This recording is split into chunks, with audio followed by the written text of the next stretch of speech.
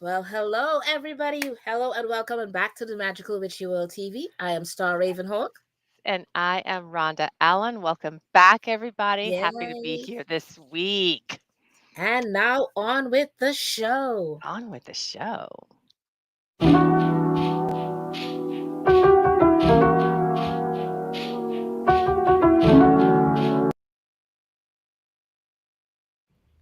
All right. Well, Hello, hello, welcome. hello. Hello, Hi, Ryan. Good to have you here tonight with Rhonda us. Star. Thanks for having me. Welcome, welcome, welcome.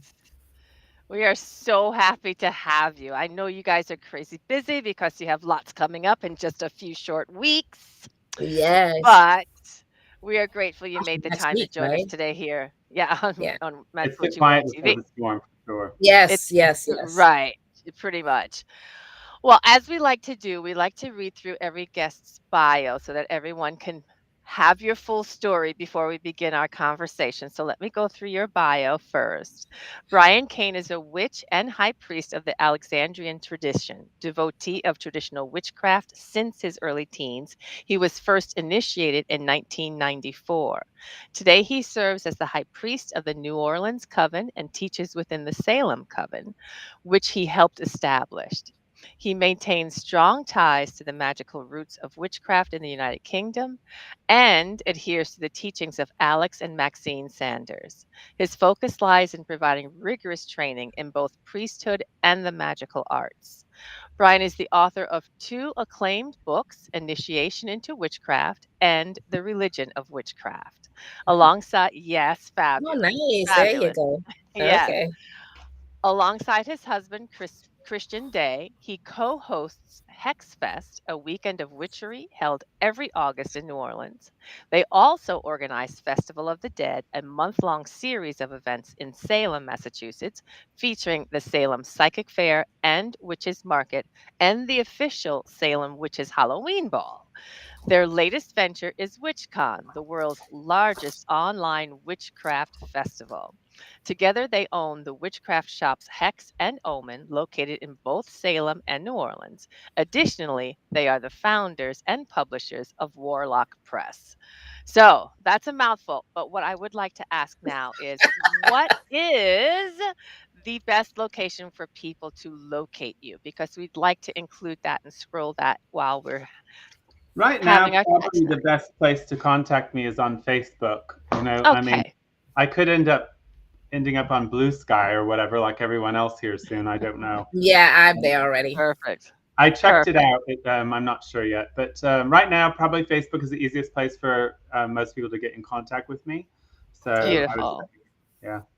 Okay. Sounds Excellent. great. Well, Yeah. welcome and welcome. Yes. So what we've been doing is being kind of looking forward to this conversation with you. And one of the first things we kind of ask people is because people kind of go through kind of an arc of what they call themselves, not titles that you've been given, but rather what you deem yourself to be. So that arc of, what you started out as and what you are now.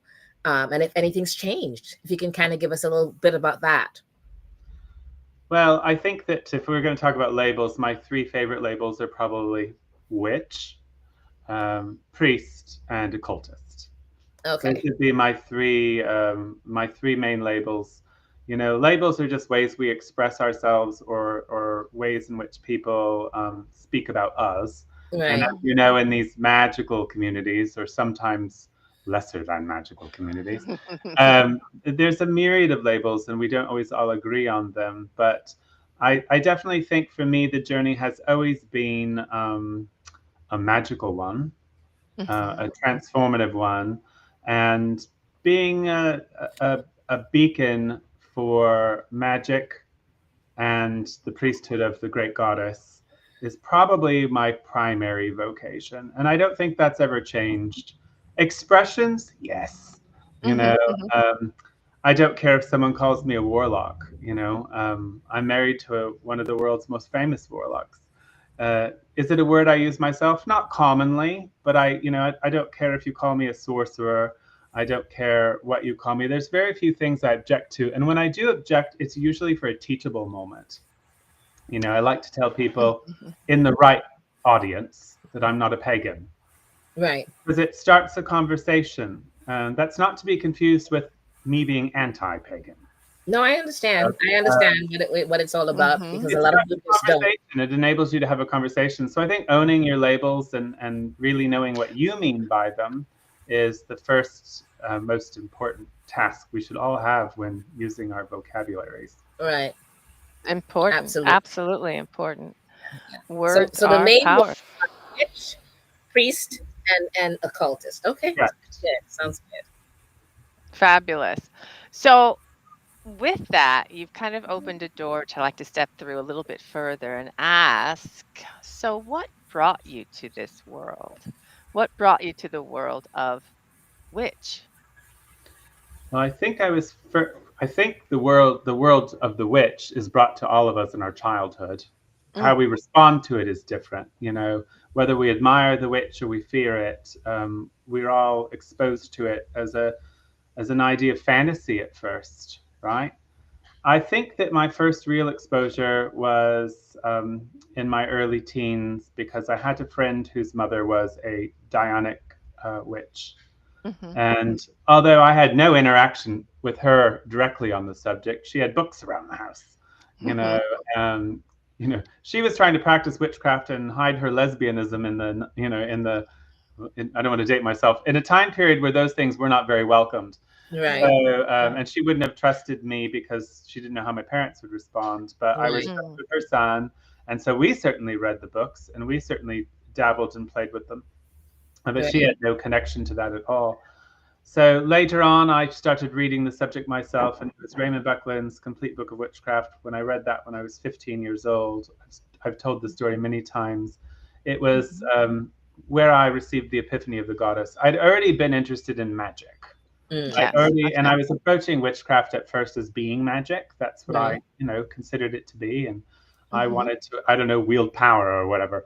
Um, we are 15 at the time, so Yes. power Yes. sounds really, really nice. Yeah. But I remember in that book when he spoke about God being a woman, or Mm, God could be a woman, or God has been a woman, it resonated a deep truth within me, and that's what really started my path into the real realms of mm. witchcraft. Okay. That's awesome. That's That's- powerful. Yeah. Yeah. Yeah. It is. So okay, I'm gonna follow that up a little bit with another little question here. So, not from my point of view or anyone else's point of view, but from your point of view, what does it mean to be a witch? Well, I definitely think, it's really plugging myself shamelessly. This book, The Religion of Right Witchcraft, on. right? It is my second book, but I really talk a lot about a lot of things in it that I don't talk about in the first one. So they very, very much Mhm, complement each other. And it mhm, may be my last book I ever write on the subject of witchcraft.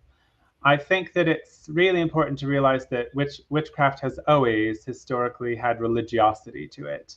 So whether people thought we were worshiping Diana, which the church did record saying they believed that we were mhm, a cult of Diana, to worshiping fairies or working with fairies, or Big Red himself, mhm, whoever it was, whatever it was, there was a religiosity to it.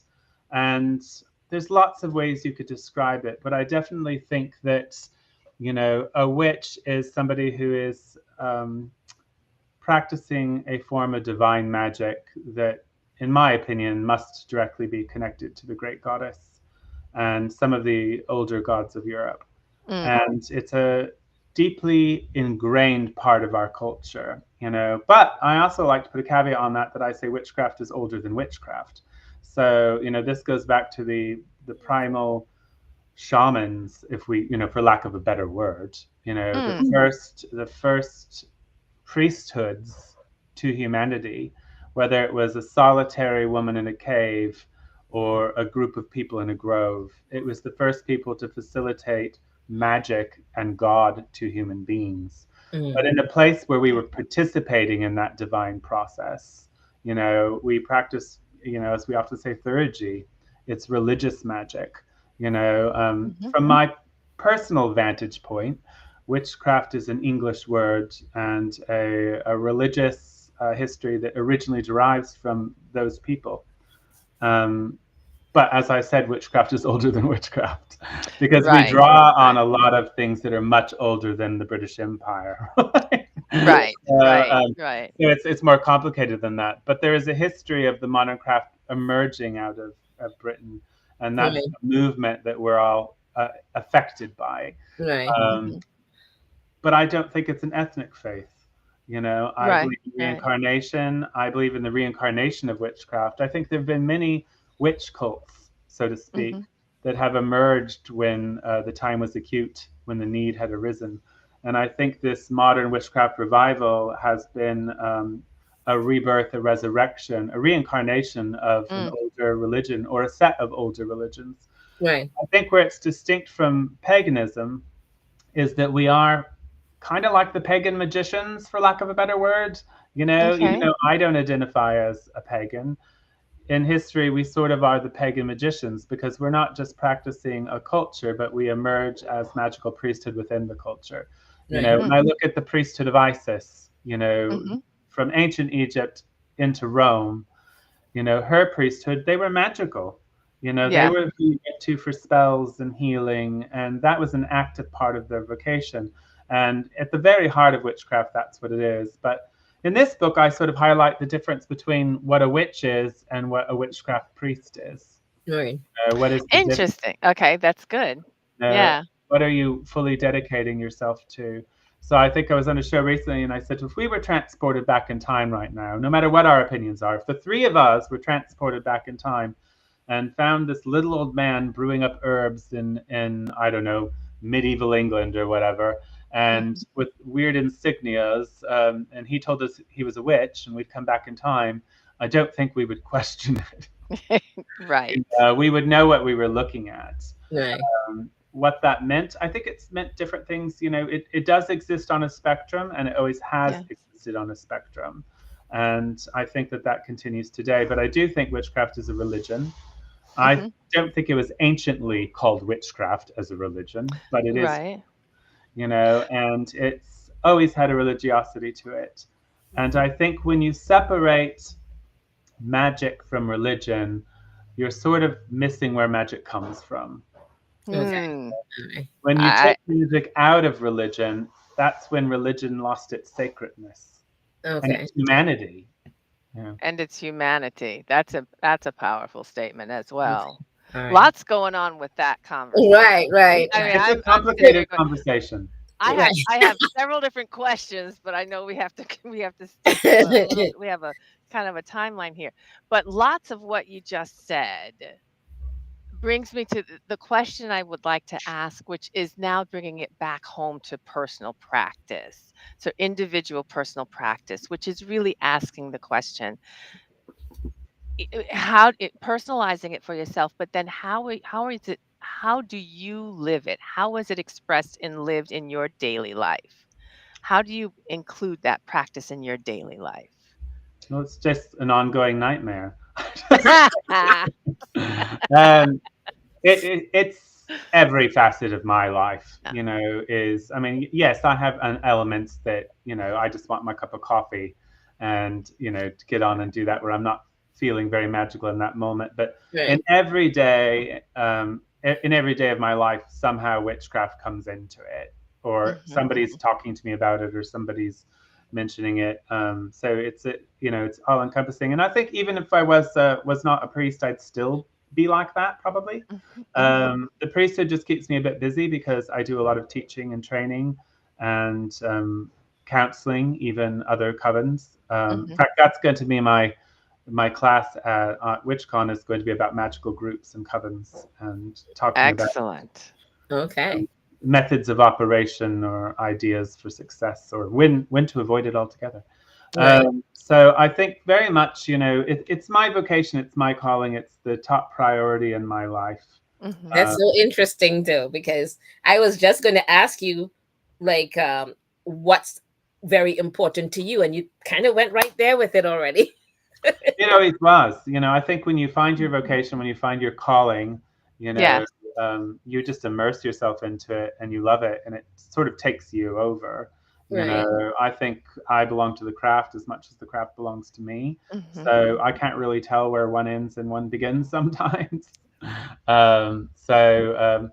But as far as your own personal joy, I think if you're doing Mhm. anything that doesn't give you that, then you're Mhm. probably on the wrong path. So I don't really tend to have to look very hard for it, because even when I'm feeling the most human, the Yeah. most mundane, when I want to stamp my feet and I just don't feel like doing it, because it happens to all of us.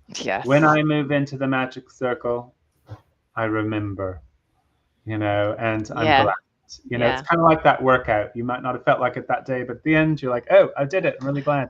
And Yes. you're Uh, happy for it. And you're Yeah. happy I Yeah. for it. find the You're subject on to Yeah. a be high. extremely fascinating, and I think the most important thing that witchcraft has to offer the world right now is that we are the only priesthood in Western civilization to the great goddess. We Mhm. were the heralds to bring her back into Western civilization after thousands of years of exile. And Right. we continue to be that beacon today. There's no one else doing it. Mhm. It's this movement. And so I think that's vitally important. Magic is Yes. important too, but lots of Yeah. traditions and peoples and practices have magic. Yeah. Yes. Awesome. That Awesome. is true. And that Yeah. is very true. Speaking about lots of people and practices, tell us a bit about your work within community. You all have so many projects and events that you host, which clearly is about community and bringing people together. Tell us a bit more about how what's the importance of community in your work, what you'd like to do with community. Tell us a bit more about that. Well, to be honest with you, I don't think I am very good at the community thing. I think I'm kind of the Mm, anti-hero in that regards. It would shock most people, maybe not Star, that Christians probably way more community oriented than I am, in that sense. And yes, there's a business mhm, element to it too. We both mhm, um, we both agree with the necessity of socializing our religion and our beliefs, for mhm, safety mhm. reasons, for public Yes, education. um, we see that as vitally important. And of course, we absolutely love meeting authentic magical people. yes, But when you get into community, you get the good, the bad, and the ugly. And yes. so I don't really consider myself a member of any community. Mm, I don't even consider myself to be a member of the Alexandrian community. I'm a member of an Alexandrian coven, and I work with other Alexandrians and Alexandrian covens. But mhm. I don't really think I have a lifeline to community. I do have a lifeline to the human race, Yeah. Okay. um, Yeah. and I have a lifeline to the voice that we have for the human race. Mhm, Right. Whether mhm. that's magic or the divine feminine or human rights, kindness, healing, a little bit more love. Yeah. But I don't tend to tarry long with the dead. Okay. That just came out. I definitely feel like Christian is forces me to be more interactive than I really am, Okay. in reality, because I'm so busy in sort of the cloistered environment Mm, that I mhm. don't really have a lot of time outside of that, because I Right. spend days in every week training initiates in secret practice, private practice, Right. so that they can go on and teach themselves. I'm training the trainers, Right. so to speak, Right. um, Right. and have helped set up covens and have supported other covens. When it comes to community, you just don't really see me on Facebook groups. You don't see me interacting Mm. with these sorts of things. Star is the only one who runs festivals I will go to. I don't go to any magical festivals Right. aside from ours. I've gone to hers because I trust Right. her, in that environment, to not allow us to be mulled over, basically. Right. Right. Because I don't think there is an overall community, but I'm also going to say I'm not good at that. It's not really my You forte. know, It's funny because I'll tell you, I think that you don't realize it, but you've mentioned so many things of where you're teaching, you're training, the yeah, trainings, all of that is community. So you're exactly. doing That's it what I without, was gonna say. yeah, you're doing it Still without doing it. realizing that you're doing community, just Yeah. doing a different way than other people are doing community. You know what I mean? Right. But you're Yeah. doing it. You're relating to people, and yes, you do it differently than Christian, but you're doing it in your way and your fashion of how it's done. And all of you bringing so many people together and teaching so many people different things. That's a huge community right there. I like Yes. Whether to you bring my realize it. haters together so that they can join forces. What? Say again? I say I like to bring my haters together so that they can join forces. Wow. But yeah, I was thinking exactly what Star was Yeah, because saying. you Even said with so the many things about community without realizing. I'm like, wait a minute, exactly. that sounds like community to me. And I even just the don't think books that it's you something I published. actively am concentrating on in as far Right, as in the right, broader audience. right. Mhm. I think, I've yeah, been doing interviews lately because I'm like trying to pretend I'm promoting my book. So, Well, yeah. but the fact that you've written and published books, and that, and again, I'm not just trying to pass compliments. I'm seeing Oh, your I love differences. I'm compliments. just but just to say that those works are adding to community. I'm a Scorpio sun and moon. I like being in the dark, in the water, just down low.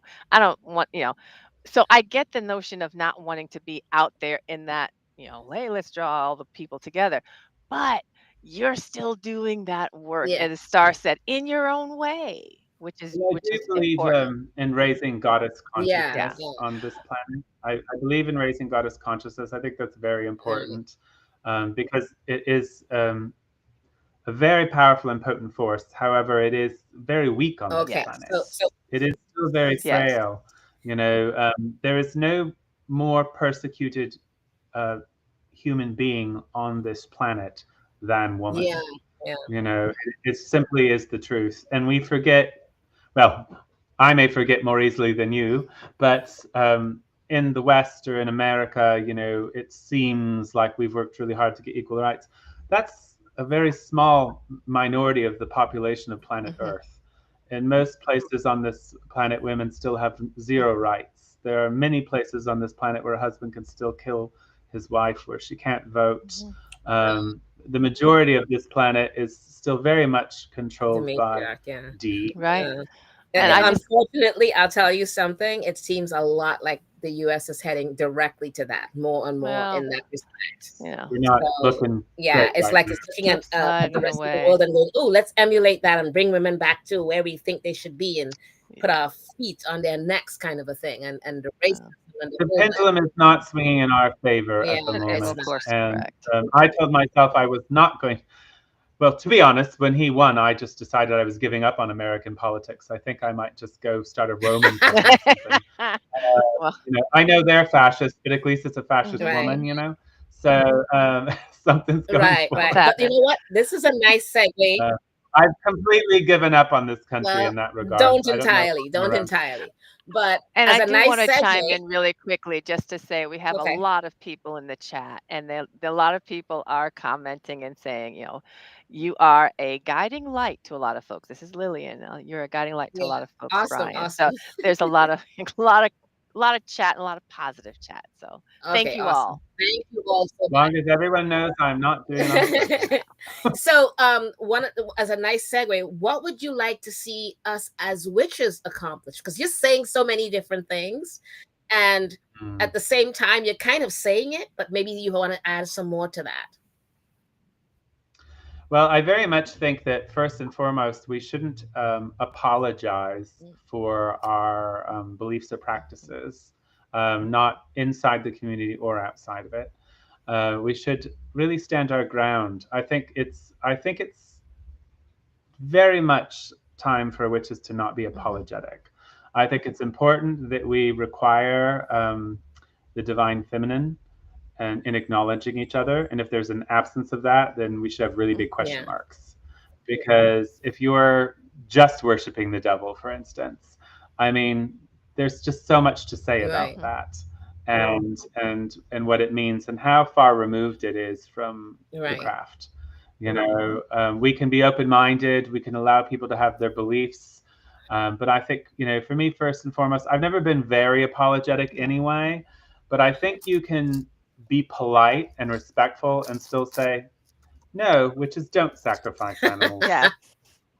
Right. I think you can Yeah. say that. I think you can say witches do have a Yeah. goddess. Yeah. We have a god too. Yeah. But in our public work, we don't need to speak about him as Right. much, you know, because he's more reclusive than I am, Yeah. frankly. Yeah. Mhm. Absolutely. And you know, He only likes witches and right. And you're animals. absolutely right. We as witches should be speaking up and be Mm, doing so unapologetically because yeah. you know we're watching a time that's But you taking see us it back. with this You know. all this Wicca business, you Yeah. know, where everyone's got the, you know, some you've got some Gardnerians and even some Mm, Alexandrians who insist on calling themselves Oh Wiccan dear all the goddess. time, Yeah. and it's really not a part of our prehistory. Now, I'm not against the word mhm. Wicca. It's just That's not just what old people English for believe witch. it is, and people, I um, don't speak Old English, so I'm not going you to go know, around doing it it's badly. just You know, unfortunately, I call it the social media or the Facebook witches or the Facebook because they come up with their own definition of it and all the different things, and you're sitting there going, but that's not accurate. But whatever, it's not whatever. historically accurate, and I find it to be Mhm. apologetic. Like people who are putting that forward, and I noticed it on Mm, YouTube just a few years ago, emerging that as a lot of people were abandoning the word I'm like, witch or yeah, Wicca or mhm. pagan, you know, it's one of those words. The narrative of witchcraft on YouTube right now, if you search for witchcraft, a lot of times you'll get Christian yeah, propaganda. Interesting. yeah. No, you Because do, you they're do get a lot generating of the it. word more than Yeah, we Mm, are. And so they get to own the narrative of that word because we're too busy calling ourselves right, right. It's Wiccans kind or of like pagans or we whatever else we're and calling I ourselves. find To apologize for yeah, being mhm. and witches, I agree basically. with you because I think that a lot of times we are so busy trying to be acceptable that we choose words that is acceptable for them. And I'm like, no, I just straight up say, you know, they're like, but you are Wiccan, aren't you? I said, no, no, no, that I'm a witch. And they're like, It's but I'm like, nope, If you really want to confuse them, no just say, apologies. well, I don't speak Old I'm English, so, unapologetic. you know, And I'm not when it's I'm just speaking Old English. publicly to people. When I'm teaching it what it's about. When I'm not teaching, Mhm. I'm not there to teach them that. They ask me what I am, I'm just a witch. It's straight up simple. If you want to go into arguments, you know, that's on you, not on me. I'm not here to teach you that differences. yeah, and words will change their meaning or intention over time, and this is all it's all living. But I have It's something all to say about dynamic. that, and actually, I'm going to give Christian the credit for this, and I saw it happening. When we first started dating, the conversation of warlock came Mhm. up because I was not someone who used it, you Yeah. know. And so we had a lot of conversations about that. And he had some very strong historical points I hadn't heard before. But in the conversation, I think I said something along the lines of that, you know, will words change or whatever? And he goes, yes, and if they change, they can change Mhm. back.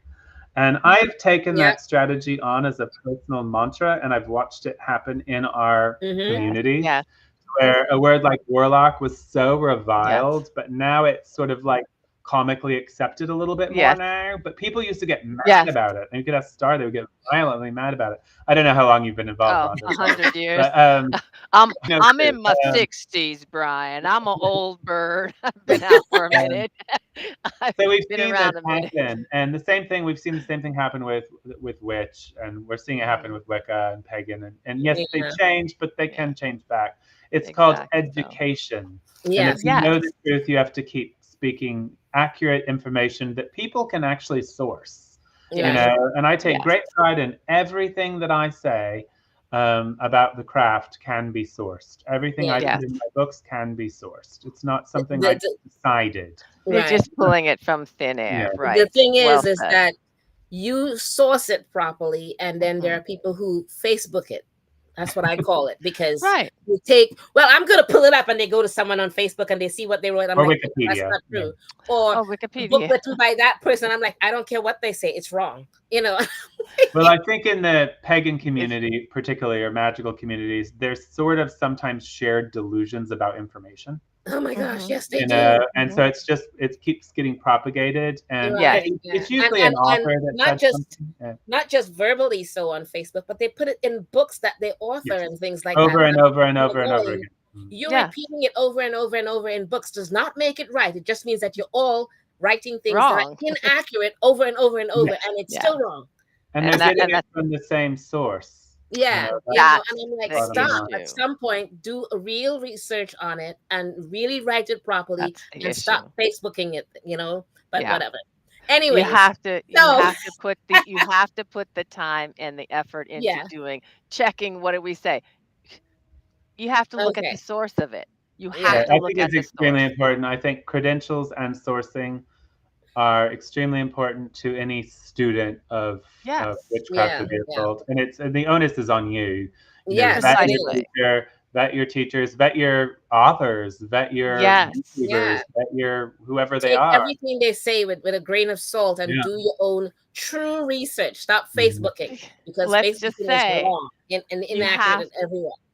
taking ownership for your own magical Yeah, Yeah, practice. yeah, you have to. You know, You yeah. have to take your I ownership was and I was do the gifted work. with some remarkable teachers in my life, but they Mhm. were people that could be vetted, you Yes. know, and they weren't witches of Facebook, and they weren't authors either. They were Right. private teachers, Yeah. Yeah. and so I mean that's out there. But It's I tough. just yeah, you definitely have to. I think credentials matter, and I hear a lot of people say, "Oh, credentials don't matter," and I'm like, I kind of think they do in any subject, really. Would Yeah. you Right. read a book about medicine by someone who wasn't a doctor or had no formal education on the practice of modern medicine? Would you read their Correct. book with actual advice and practice if they didn't have any of the training?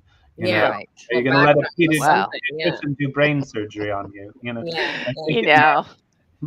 And we could take that conversation straight out into the street and look at certain things We happening could in the we should world probably do take it today to and the say, top. we should do one of the panels on it and have Brian come back and we do a "Oh my panel with gosh, different people coming and speaking because there's so much there to hit on. so But Yeah. much."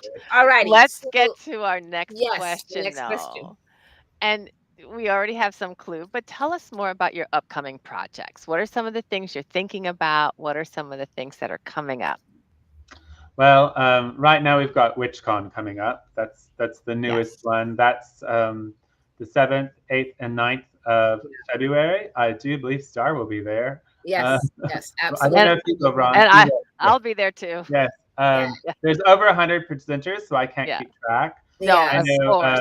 Of two of the course. highlights is Christian is doing a private interview did a private interview with Laura Cabot for Yeah. WitchCon that only attendees will be able to see. I am doing one with Maxine Sanders. So those are going Beautiful. to be very rare opportunities for people to be able to watch these private interviews. Angela. Um, but we have tons of classes, tons of great presenters, and when you do purchase it, you can watch all of them at your leisure. You only get to watch the live ones as they're happening, but you can go back and watch all of them, and it's immensely entertaining. Yeah. But my favorite part is actually the Zoom rooms between classes. Yeah, Yes. right. Yeah. And, you know, the witches are just all there, um, you know, talking. Sometimes there could be Reading and a stuff. few Yeah. little disagreements, which can be entertaining as It's well. all good. Yeah. It's all It's all good. It's all part of the magic and fun with it and everything else. So I'll it's try not to and tell anyone off this year. That's my goal. oh my gosh. So I again just wanted to chime in. We have a lot of comments in the chat. I just want to call out a few people. Crystal Moore is in the chat. Lady Silver Willow Sage is in the chat. We have Lillian Evans. We have Angela Pojas DeFazio. Did I say your name correctly? Yeah. Liz Godfrey, with a really long comment. So I just wanted to call out and make certain. Harold Sanford Carter is in the chat. A lot of people who are saying hello. Thank you for your comments, and also I think Angela is saying that she'll be on WitchCon too. Yes. So awesome. lots Yay. of things I think we happening. did. I think we did an interview with Angela before. I can't I think remember. so. I I think can't. we did. Yeah. I We have remember us doing Now it. memory is fragile. She's like, I know. yes, yes, yes, you did. Thank We you for did. reminding Okay, us. good, I good, got good. dust off And the you memory guys, banks. one of the things you guys can do is there's so many interviews that we've done. Go back and look at some of them. They're so Yes, interesting, yes, yes, and you guys will enjoy them as well as this. yes. So that's great. I And think what this is my third time on your show. I think so. Yeah. no, you never came on. Wait a minute. Did you do the panel? I've been on something like this before, but there were I more don't think people, it so was maybe it was a there. panel. I don't know. I I think don't. he may Maybe I it was think a well, he was panel. on the panel. He was on the Well, I panel. also used to do the old goddess show that you used to do. Oh, that was that. Yes, Yeah. that's Yeah, with yeah, it yeah. with our other sister Rhonda. Yeah. Awesome, awesome. Okay. So you've got WitchCon coming up. I'm trying to think of what other events that you have coming up. Well, I mean, this year we're really looking at, we're doing a remodel in Salem as we speak on a big brand new hex. So we're very interested in that. And then we've got WitchCon, which is the focus right now because it's Right. Yes. obviously we've got Hexfest coming up in August again. We're not putting on we're not announcing any new events quite yet. Okay. Okay. You know, I've decided I want to become Italian and move to Rome, but I don't know if that counts. I as an understand event. that feeling. I understand. I Actually, used my to, son is in Taiwan right now. He left last night, and and he I used to literally live is in there. Wear a Italy. toga and eat pasta. That Yeah. sounds I fun. used to live in Italy. I lived there for 7 years. Great Italy place is to visit, though. amazing. Italy Great is place to amazing. I visit. loved it when I was there. Yeah. Okay, so you guys heard all the wonderful events that Brian mentioned. Don't forget to check out Yes. the websites, hexfest.com, witchcon.com. Buy the tickets. They still have lots of tickets to be sold. And come and hear all of us with our great workshops. I'm doing revocation magic, a ritual that you guys are going to actually do a ritual on it.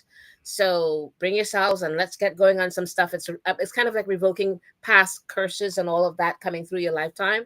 So it helps people a lot right away, almost like right Fabulous. away. And Aranda, I will. what are you doing? I am doing a class on spiritual alchemy. We're going from, we're using the tarot. So we're using the tarot and looking at spiritual alchemy. So that will be the journey from charioteer to magical alchemist. Okay, there you go. So And just so that you guys know, it was a little bit of mistake with the name. It is revocation of past life ritual. That's why it's called. That's a tongue tire. Yeah, exactly. So it's tongue and tied. but it covers a lot, and it's the reason why people, whenever they leave that class, they always say like right away they feel a difference with them. So it's a really fantastic Fabulous. class. Somebody's calling me out for where's the wine? It's right here. Oh, see? Yeah, hold on. Hey. I haven't lost my touch. Do not disappoint. We need the Yeah, there you wine. go. And Where- again, you said the best way for people to find you, at least for right now, is to find you on Facebook. I think under that's most Brian Cain. accessible for most people to find. Perfect. You know, yeah. Okay, awesome. Excellent. Thank you so much for joining us tonight, Brian. Thank you Yeah, for it was having I me. really a pleasure. appreciate you It making was the fun. time. Yes. I'll see you both very soon at WitchCon. Yay! Yes, Yes, indeed. absolutely. And All right. now a word about our other shows here at Magical Witchy World TV.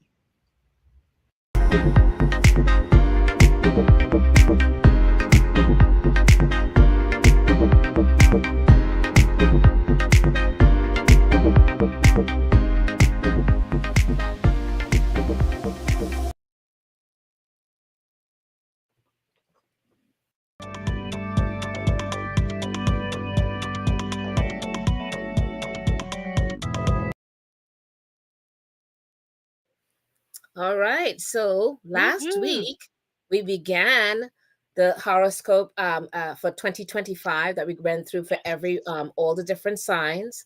And I think what we did, we stopped at Leo. We went from Aries to Leo last week. Yes.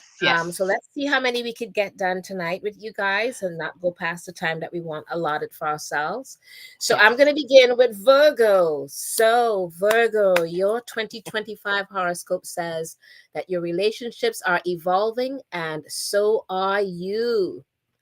The South Node is entering Virgo, and this year could be an extremely pivotal time in your life, especially for your relationships. However, your Virgo horoscope for 2025 shows that you may have to sacrifice some of your pride in order to compromise with someone you care about. And the year for you began kind of slow a bit because Mars retrograde began re entering Cancer in your 11th house of community and aspirations on January 6th. And then until Mars, when Mars was retrograding, and that would be ending on February 23rd. At best, you may feel disconnected from your social circle, and at worst, you may run into conflict with your wider network. However, a big change really begins to unfold for you on had unfolded for you on January 11th, when the North Node of Destiny entered Pisces, evoking fated relationships and developing like a domino effect for you. And also at this time, the south node of karma will also enter Virgo, encouraging you to let go of the parts of yourself that are no longer serving you or allowing you to grow up or grow further in yourself. Remember, your relationships are a reflection of you. And spring could take your relationships to even deeper and more provocative places as love planet Venus stations retrograde in Aries in your intimate eighth house on March 1st, soon to be followed by Mercury, your ruling planet, on March 15th. This could bring some unsettling information to the surface, but the exchange of energy with someone from your past could prove incredibly healing for you. It's things that you needed to take care of.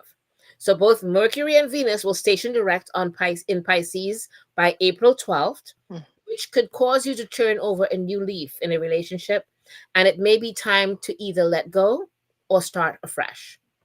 And once Saturn in Pisces joins forces with the North Node on April 21st, you can even make a permanent surrounding your love life or significant other. Okay, something permanent might happen there. A succession of game changing planetary ingresses begin to unfold on March 30th. This is when Neptune, planet of spirituality and universal love, enters Aries. And for the next 15 years, Neptune will encourage you to let down your guard by opening the floodgates of your eighth house of shared energies and transformations. While this can make you susceptible to intimacy with caution, without caution, Saturn, planet of karma and discipline, will also enter Aries on May 24th, kind of urging you to set necessary boundaries so that you can swim without sinking over the course of the next 2 years. On June 9th, abundant Jupiter will enter Cancer, your 11th house of community and social networks, which will kind of expand your outreach and your level of influence. On June 17th, driven Mars enters Virgo, where it will pump you up with energy and ambition for the rest of the summer. But as rebellious Uranus enters Gemini, on your 10th house of career and public image on July 17th, you may run into unexpected curveballs involving your professional standing and overall reputation. So look out there for a bit of caution. From autumn through the remainder of 2025, a series of personal changes may unfold. Some things to look forward to. It will really come to a head on September 21st when a partial social eclipse in Virgo catapults you into the future. Big, unexpected, and trailblazing transitions may be sparked into motion, especially when it comes to your identity and relationships. Again, back to relationships, right? And after Saturn stations direct in Pisces on November 27th, soon to be followed by Neptune stationing direct in Pisces on December 10th, you may gain clarity about why these big relationship changes had to happen to you this year. Okay. Big stuff. Big stuff. It's a busy year for everybody. Yes. So let's jump to Libra. Libra, Yes. your 2025 horoscope says you're making permanent changes in your life. All right.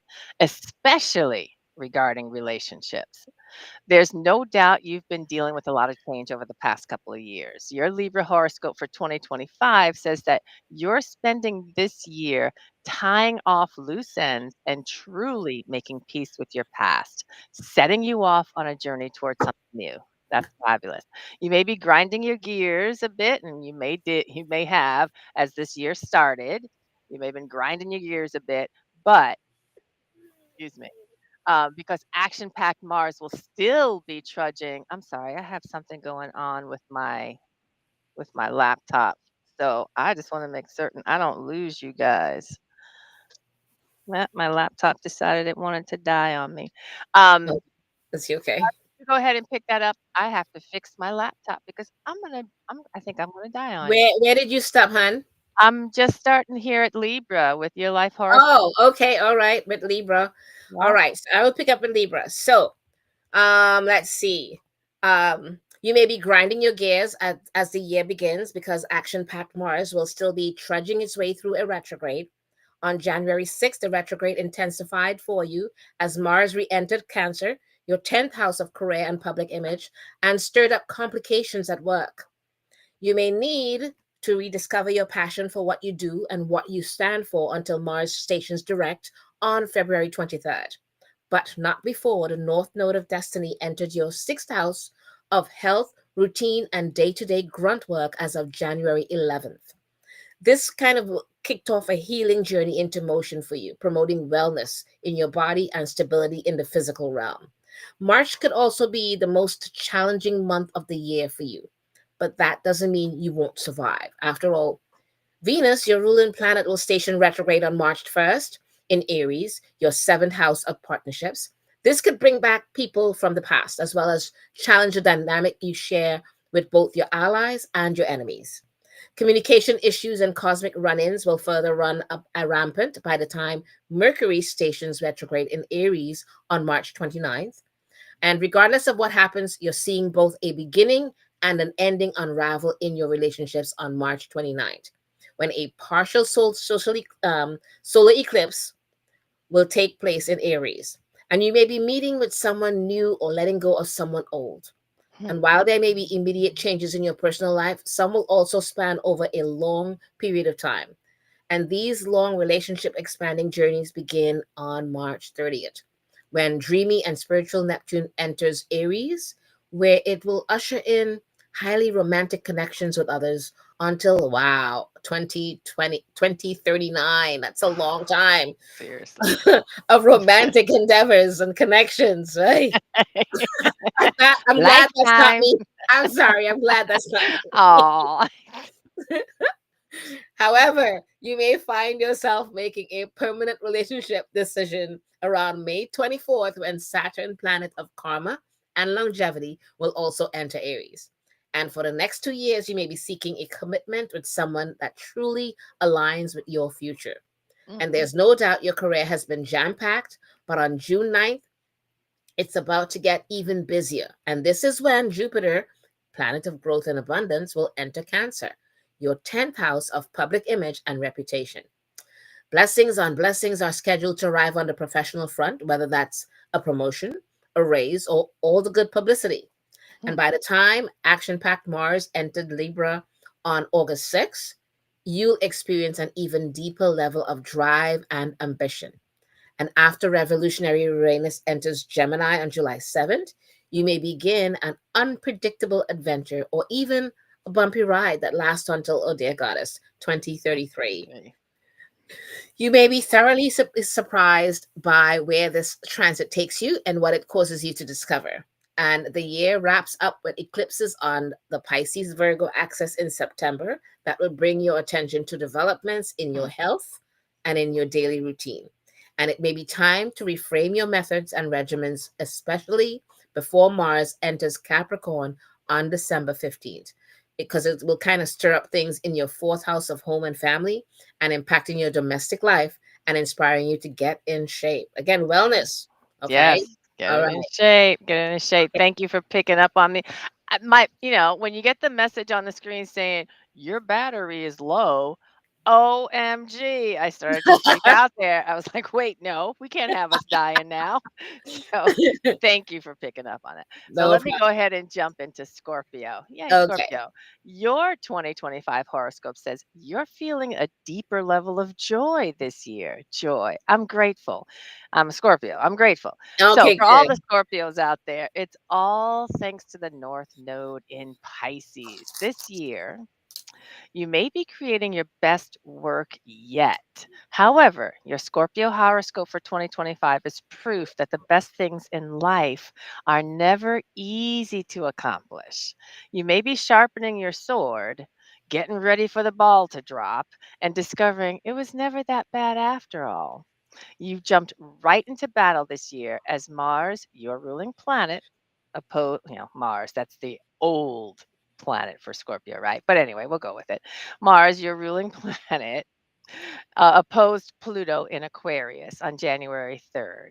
And that shone a light on conflicts surrounding your public life and personal life. Balance between work and home may have been harder to strike, and some things had to give. Some things had to give. However, when Mars retrograded back into Cancer, your adventurous and philosophical ninth house on January 6th, it did ease up in intensity, but it also challenged your long held beliefs. Before Mars retrograde finally came comes to an end on February 23rd, an even more exciting transition will unfold as the North Node of Destiny enters Pisces, your fifth house of creativity and romance. This will encourage you to express yourself and create something that holds immense meaning in your life throughout 2025. So, throughout the entire year. But it'll also ask you to rock out and have a good time. I'm down with that. No problem. It's okay to be a little selfish this year. All right. However, work might be piling up on you as you slide into spring. Love planet Venus will station retrograde in Aries, your sixth house of career and ambition, on March 1st, which could reduce your passion for productivity to a simmer. It could even bring up insecurities you feel at work, especially after Mercury also begins its retrograde in Aries on March 15th. However, both Mercury and Venus will station direct to your artistic fifth house on April 12th, showing you that sometimes it's okay to take a break from the drudgery and do something purely for the fun of it. Major changes in the cosmos are beginning to unfold this year, impacting the collective and you as an individual. It all begins with dreamy Neptune entering Aries on March 30th, which will develop your intuition and your desire to be of service to others until 2039. Long term plans. Yeah. On May 24th, Stoic Saturn will also enter Aries, forcing you to get serious and grounded in your routine over the course of the next 2 years. It will also make your health and well being a main focus. Again, as you were saying, Star, health, taking care of self. Mm. However, as lucky Jupiter enters Cancer, your experimental ninth house, on June 9th, you may find yourself gaining tons of new experiences and taking opportunities to travel and explore. Once revolutionary Uranus enters Gemini, your secretive eighth house, you may experience unexpected transformations, losses, and intimate exchanges. All of it will deepen your resilience until Uranus enters Cancer in 2033. Your relationships may experience a few surprise shifts after Uranus makes a temporary return to your seventh house of partnerships as it retrogrades back into Taurus on November 7th. And after Mercury retrogrades back into Scorpio on November 18th, your run ins with exes, old friends, and even outdated versions of yourself could tinge the ending of this year with both clarity and confusion. All All right, right. Scorpio, lots going on. All right. You want to take I'll Sagittarius or you do want me Sag. to I'll do? do it. Okay. I'll do it. Sagittarius, your 2025 horoscope says you're probably falling in love this year. All right, Sagittarius. You heard that right. You're a known traveler, Sagittarius, but this year you may be more focused on getting back to where you really belong. Your Sagittarius horoscope for 2025 says you'll be planting roots where you stand, but also creating space for new relationships and investments. So, as the year began, you may have been dealing with power struggles and emotional tensions. Red hot Mars, planet of action and combat, retrograded on January 6th and re-entered Cancer, your eighth house of shared energies. That could have revealed where you were wasting your energy on something or someone who was taking more than they were giving. All right. Mm. However, after that North Node of Destiny entered Pisces, your fourth house of family and home on January 11th, you felt more like pulling back and reinvesting your energy into yourself and your sacred space. All right. I'll say that. Bravo on that. If setting boundaries led to conflict, you may find that unexpected allies will emerge after Jupiter retrograde comes to an end on February 4th, stationing direct in your partnership sector. Drama may unfold a little bit in your love life around spring as Venus, planet of love and money, will station retrograde in Aries, your fifth house of romance and creativity, on March 1st. This could resurrect old flames from the dead, as well as lead to unexpected dalliances with the biggest rake in town. You may be hanging out with the bad boys or bad girls, or whatever you want to call them. Don't give your heart away so freely, all right? Especially after Mercury retrograde begins to in Aries on March 15th, further confusing the terms of your relationships and situationships. Right. By the time both Mercury and Venus station direct in Pisces on April 12th, you may be able to take your emotional temperature and make decisions about love with your safety in mind. However, the love doesn't stop there. In fact, you may have many romantic encounters that further unlock your creativity after dreamy Neptune enters Aries on March 30th. For the next 15 years, Oh 15 boy. years, Neptune and Aries will clear away artistic blockages that harm your ability to express yourself, but it could make you more susceptible to love games. All right. Blockages removed, susceptible to love games, though. Pay attention. Fortunately for you, though, Saturn, planet of discipline and karma, will also enter Aries, and it will put a lid on too much child's play for the next 2 years, keeping you more grounded. Okay. So that doesn't mean you won't be falling in love through. It won't doesn't mean you won't be falling in love though, as Jupiter, planet of growth and abundance, will enter Cancer, your eighth house of intimacy on June 9th, which will expand your ability to trust, love, and let someone else in and let someone into your world. You may even be rather surprised by who you fall for, as revolutionary Uranus enters Gemini, yep, and sets unexpected changes in motion that attract all sorts of fascinating people all the way through 2033. So, as the year comes to a close, you may be coming to terms with a new chapter in life. On September 7th, a total lunar eclipse in Pisces will shake up your dynamics at home and as well as with family. Okay, it could even send you into a new living situation. However, once Mercury stations retrograde in Sagittarius on November 9th, you may find that a few things are still in flux. Once Mercury retrogrades back into Scorpio, your spiritual 12th house, you may feel like taking a back seat throughout the remainder of 2025, reconnecting with your quietest self. So All that's right. it for Sag. Okay. So, Capricorn, your 2025 horoscope says that you're building a new home this year. And that could mean many things, okay? Saturn is entering Aries, and you're about to have a year filled with new beginnings.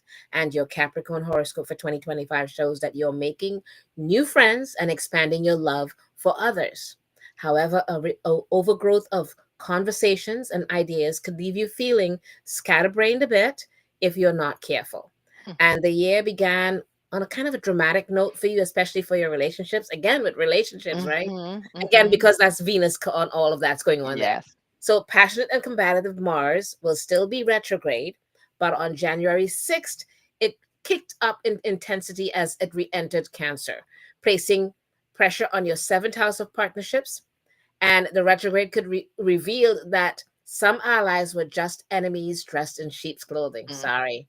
mm-hmm. However, it also was able to help you resolve existing tensions until this retrograde officially comes to an end on February 23rd. So you have a bit of time to solve some things. Mm-hmm. Until then, the North Node of Destiny will enter Pisces on January 11th. It did that, bringing your focus and attention to your third house of communication and close friends.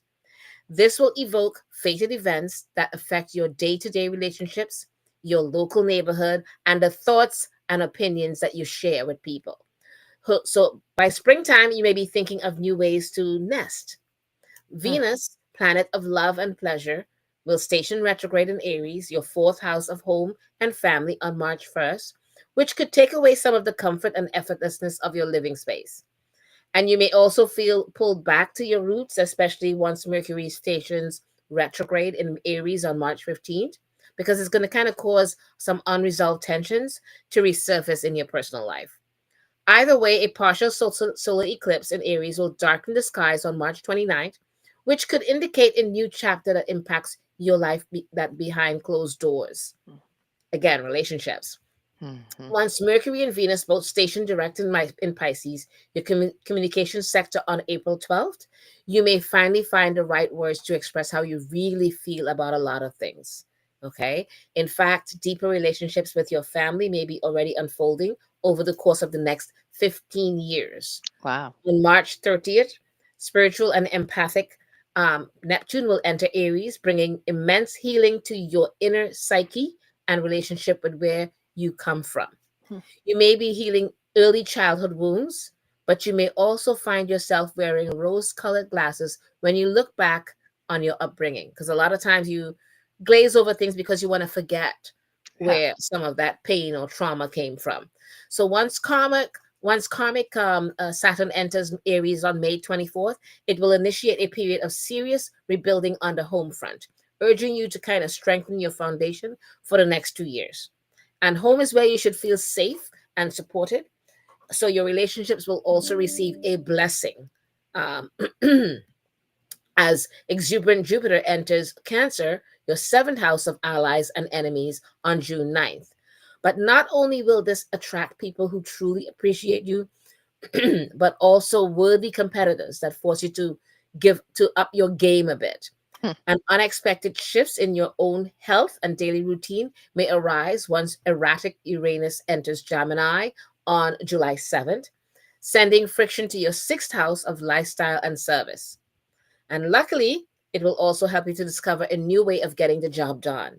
Your ruling planet Saturn stations retrograde at the first degree of Aries on July 13th, and Hmm. that will help alleviate some of the pressure and allow you to process some of the lessons that you're learning this year. However, once Saturn stations direct on November 27th, soon to be followed by Neptune stationing direct on December 10th, you may open yourself up to even more possibilities in 2026.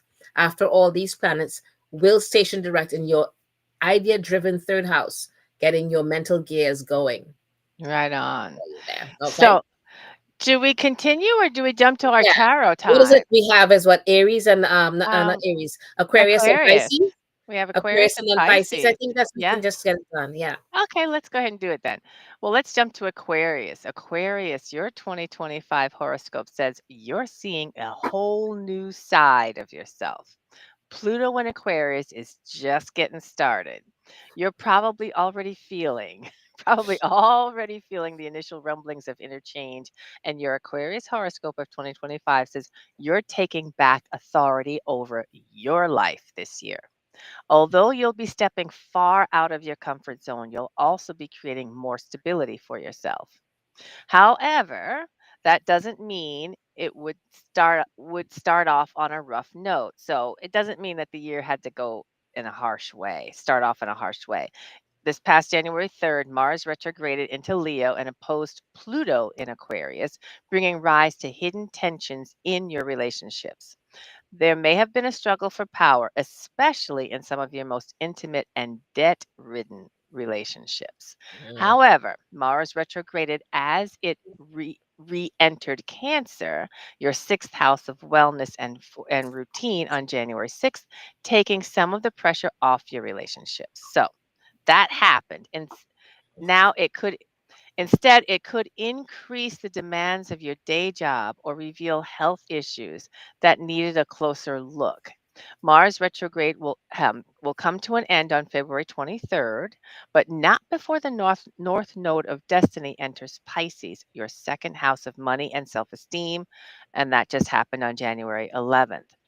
That this will guide you toward obtaining the finances and personal luxuries that you deserve, encouraging you to let go of situations that drain your energy and drain your resources. By springtime, you may be dealing with communication mishaps and an emotional overload. All right, so let's get prepared for this.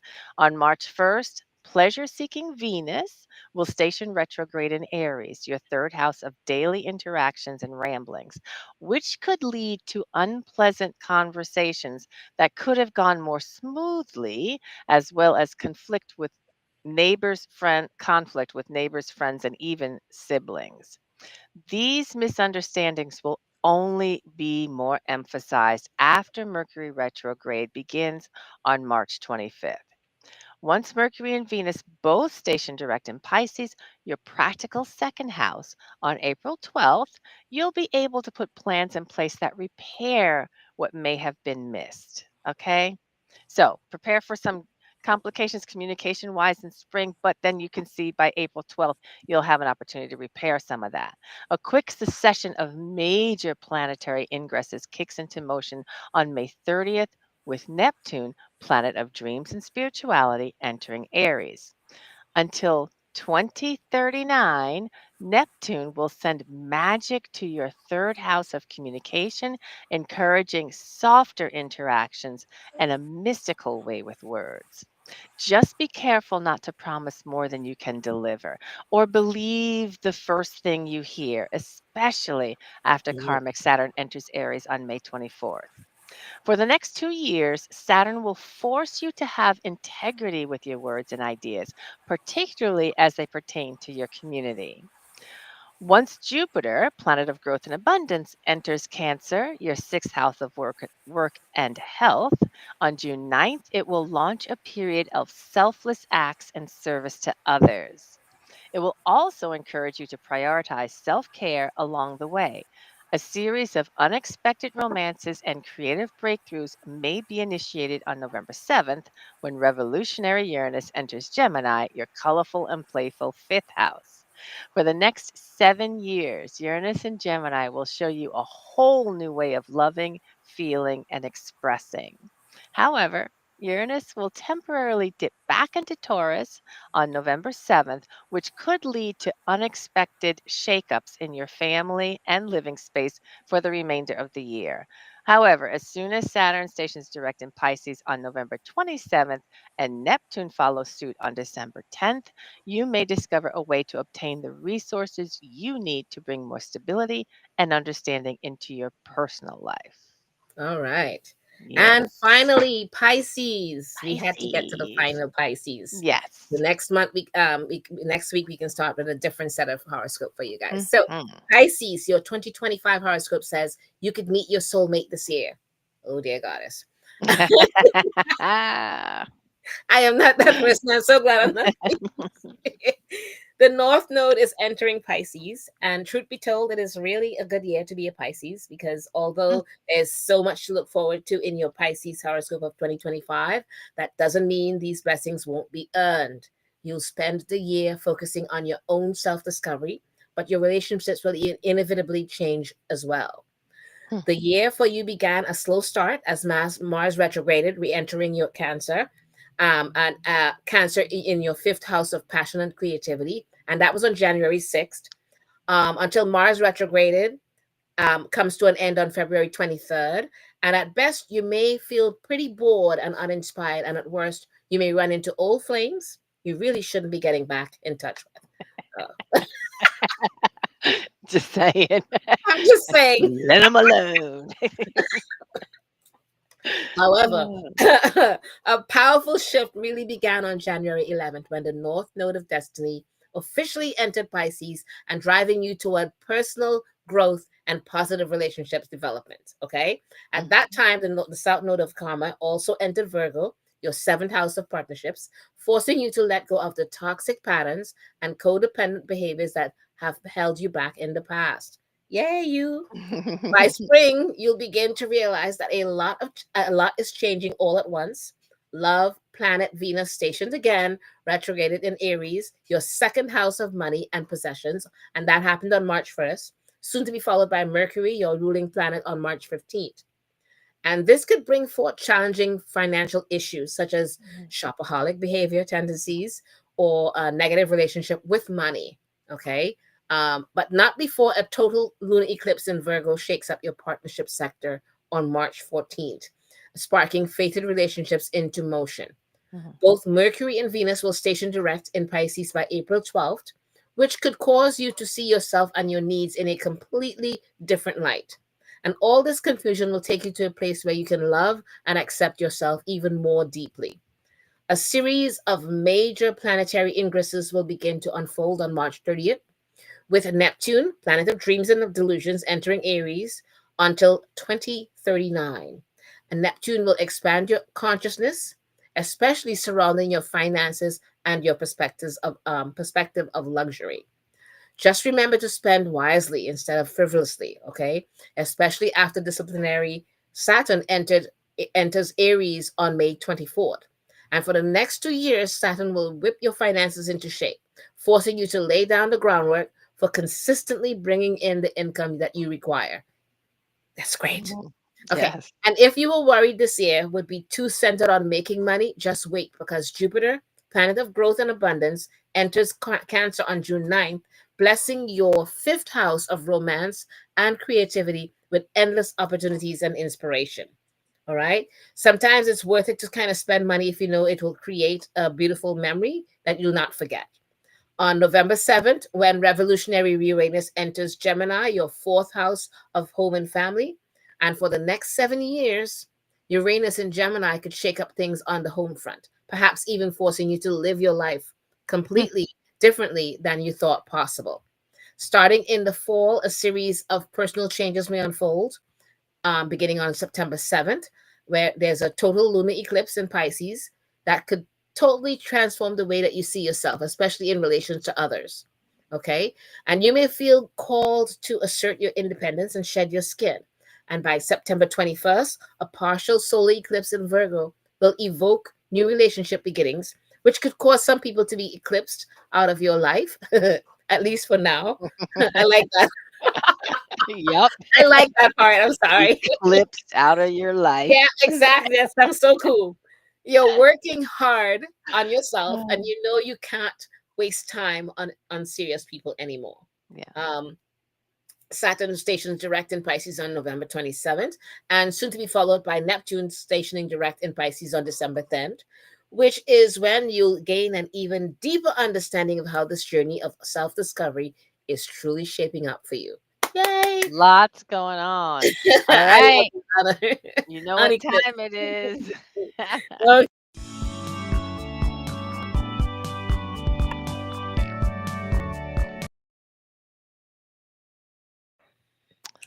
All right. So, with all So this, what are we pulling today, hon? with all this talk about relationships and all this, I I just thought we know. I'm should like, just do it. I, Let's you do a know me quick and check. relationships. But it could be all kinds of relationships, uh, friendships, no, relationships. Venus is there, Oh, and Venus is more like this whole soulmate and like, please. oh, It's like the it's not. relationships can be of all types. It Yeah, don't have yeah, to just be romance. So let's just check in. Let's just do a yeah. check in. Okay, What do we need to look at when it comes to relationships? And okay, I'm using that broad spectrum for okay. relationships. All right, let's do that. Okay. Come on, card. You know me by now.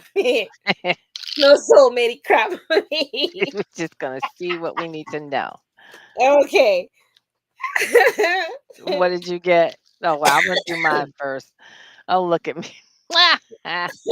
King What you of got? Cups. King of Cups, y'all. King of Cups? Oh dear God. Yes. Okay, So go ahead. relationships, when it just comes to relationship, I like the the King of Cups. King of Cups, I know a lot of people see the King of Cups as the so-called weak king because it's all emotion, it's all heart, it's all this. But what I love about this king is that look, that stone throne of his floating out there in that ripply tide-filled water, whatever, turbulent, whatever you want to call it. That throne is solid.